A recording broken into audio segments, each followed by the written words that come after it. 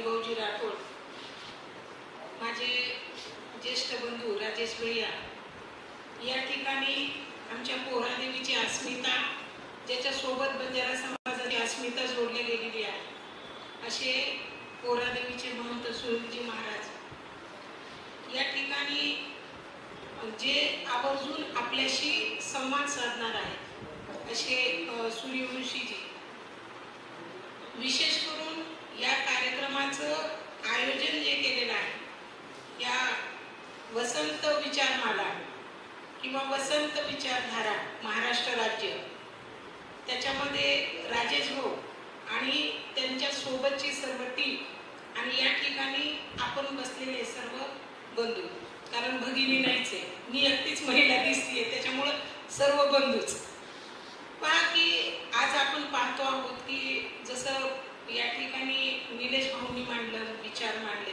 Doctor Ashok Pawar माझे जे पती आहेत त्यांनी पण यशवंतराव चव्हाण आणि वसंतराव नाईक यांच्याविषयीचं भाष्य केलं आपणासमोर, आणि विशेष करून आज आपली अस्मिता जोपासण्यासाठी जे उपस्थित राहिले ते आदरणीय पटोले साहेब.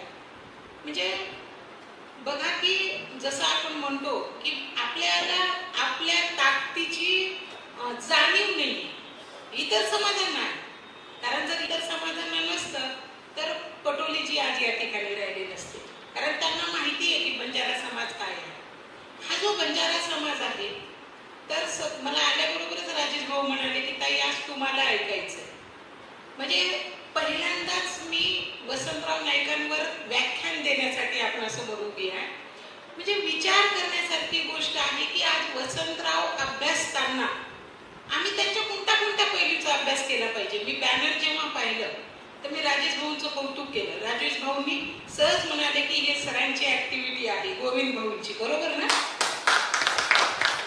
तर एवढे काम करणारा व्यक्ती आमच्या समाजात तेव्हा होऊन गेला, ज्यांना म्हणतोय आपण गर्वाने की त्यांनी 11 वर्षापेक्षा जास्त काळ मुख्यमंत्री पद उपभोगलं आणि ज्यांनी समाजाला नाही, नुसतं बंजारा समाजाला नाही तर इतर समाजांना सुद्धा न्याय देण्याचं काम केलं, ज्यांनी वेगवेगळ्या योजना अंमलात आणल्या आणि त्या आपल्या महाराष्ट्रातच नाही, ज्या देशभर त्या योजना आजही तशाच अवस्थेत अजूनही चालू आहे.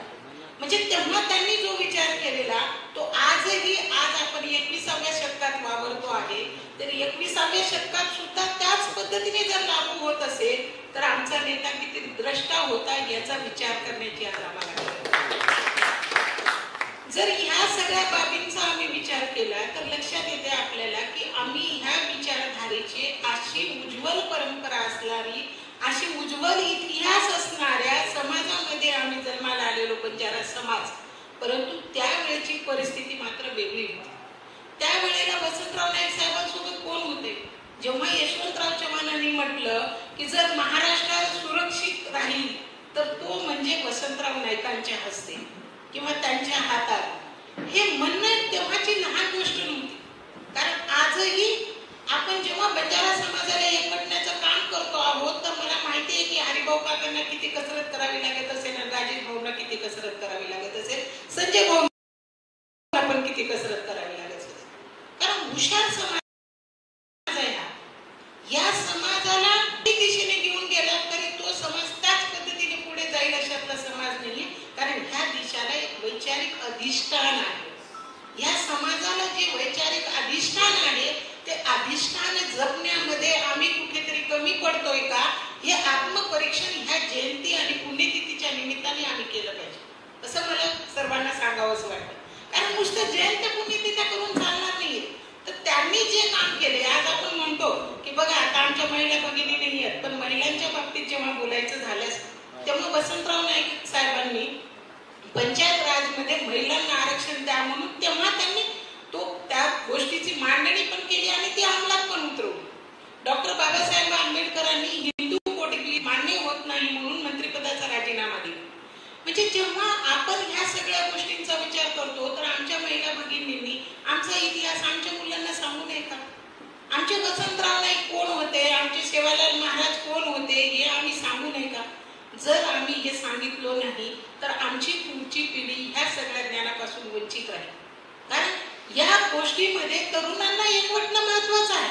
सूत्रसंचालन करणाऱ्या भाऊंनी म्हटलं की जसं अधिकारी होणं ठीक आहे, आज मी पण एक अधिकारी पदावर आहे, अधिकारी होणं ठीक आहे. अधिकारी पदावर असल्यावर माणसाला काम करताना मर्यादा पडतात, परंतु कुठल्याही अधिकाऱ्याला शासनाने अशी कुठलीही मर्यादा घालून दिलेली नाही की तुमच्या शासनाच्या कामाच्या व्यतिरिक्त तुम्ही समाजासाठी योगदान देऊ शकत नाही.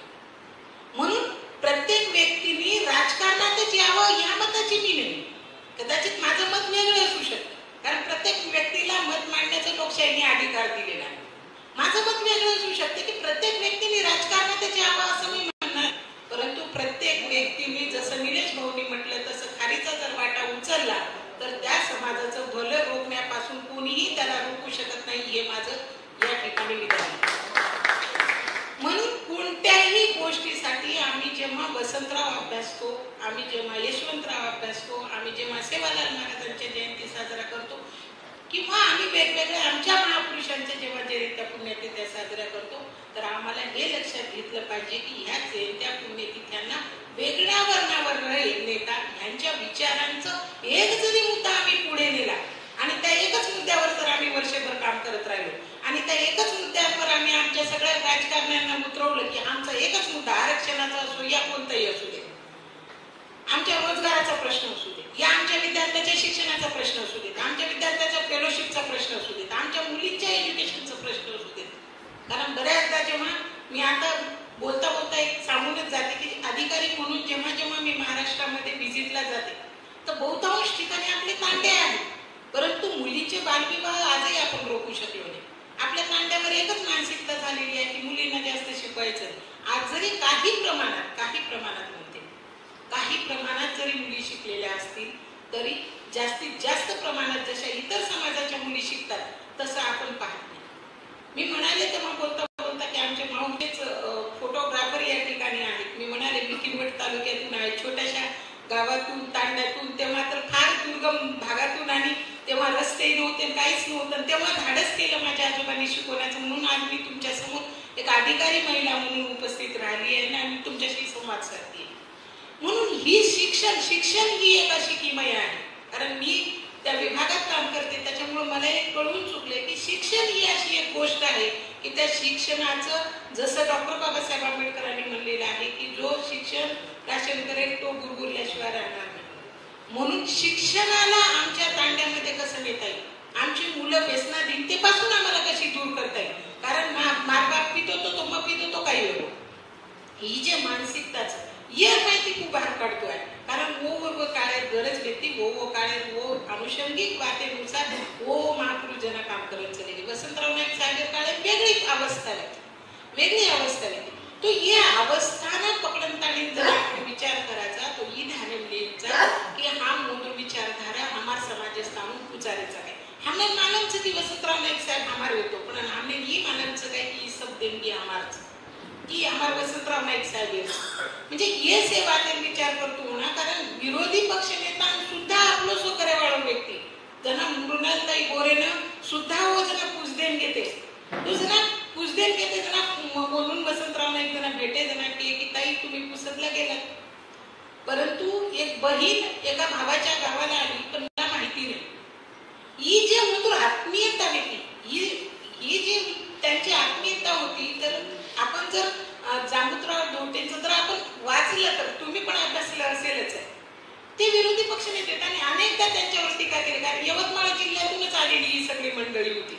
मग त्याच्यामध्ये लोकनेते असतील तर ह्या व्यक्तींनी पण तेव्हा वसंतराव नाईक साहेबांना विरोध केला. विरोध नव्हता अशातला भाग नाही आहे, परंतु आजच्या राजकारणाची आणि तेव्हाच्या राजकारणाची स्थिती वेगळी होती अशातलाही भाग नाही, परंतु आमचे वसंतराव नाईक हे वेगळे होते.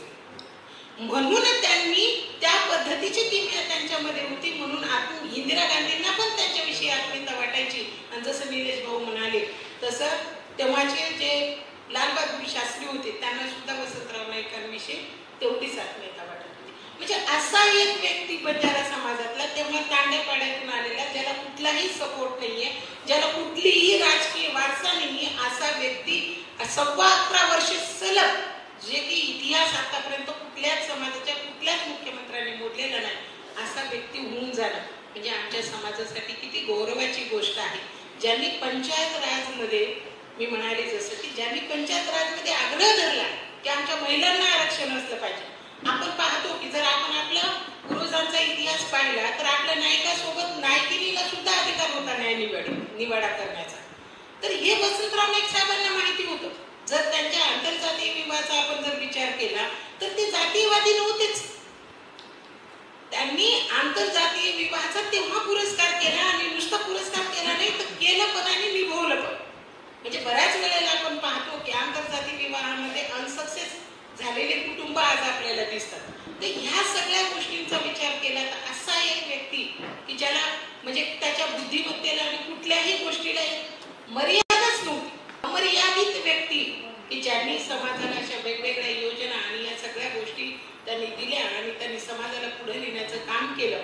बरोबरच महाराष्ट्राला पुढे नेण्याचं काम केलं. नुसतं समाजासाठीच नाही, कारण त्यांच्याच काळात कृषी विद्यापीठ झाले, त्यांच्याच काळात औष्णिक ऊर्जा केंद्र आली, त्यांच्याच काळात जायकवाडीचं धरण आलं. म्हणजे ह्या सगळ्या बाबतीचा जर विचार केला तर असं पुरोगामित्व असलेलं नेतृत्व आमच्या समाजात जन्माला आलं. खरं म्हणजे हे आमच्या समाजाचं भाग्य आहे.